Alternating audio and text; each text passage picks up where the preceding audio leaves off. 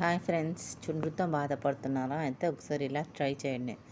మొదటగా మందారాకు కట్ చేసుకొని ఇలా ఒక గిన్నెలోకి తీసుకోవాలండి. దీంట్లోకి 2 స్పూన్ల అవిసె గింజలు, 1 స్పూన్ మెంతులు తీసుకొని 1 గ్లాస్ వాటర్ పోసి దీనిని కొంచెం మరగనివ్వాలి. తర్వాత దీంట్లోకి వేపాకు, కొన్ని కరివేపాకు రెమ్మలు తీసుకోవాలి. తీసుకొని ఇలా కొంచెం మరగనివ్వాలి. మరగనిచ్చాక మందార పువ్వులు వేసుకోవాలండి.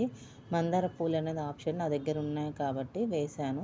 మీ ఇష్టం ఉంటే వేసుకోండి, లేకపోతే లేదు. ఇలా మందార పూలు వేసి మరిగిన తర్వాత ఒక అలోవెరా కాడ తీసుకొని దీన్ని సన్నగా కట్ చేసుకొని దీంట్లోకి ఒక 10 నిమిషాలు మరగనివ్వండి. మరగనిచ్చిన తర్వాత దీన్ని పెట్టండి. చల్లారిన తర్వాత ఇలా మెత్తగా గుజ్జులాగా చేసుకోవాలి.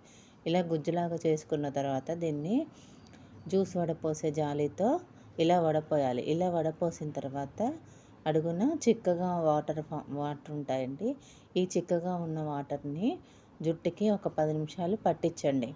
ఇలా పట్టించిన తర్వాత కొంచెం వాటర్ ఉంచుకొని ఆ వాటర్లో ఒక 2 షాంపూలు వేసుకొని బాగా గిలకొట్టాలండి. బాగా గిలకొట్టిన తర్వాత మనము తలస్నానము ఈ షాంపూ ద్వారానే చేయాలి. ఇలా చేయడం వల్ల జుట్టు హెల్తీగా సిల్కీగా ఉంటుంది.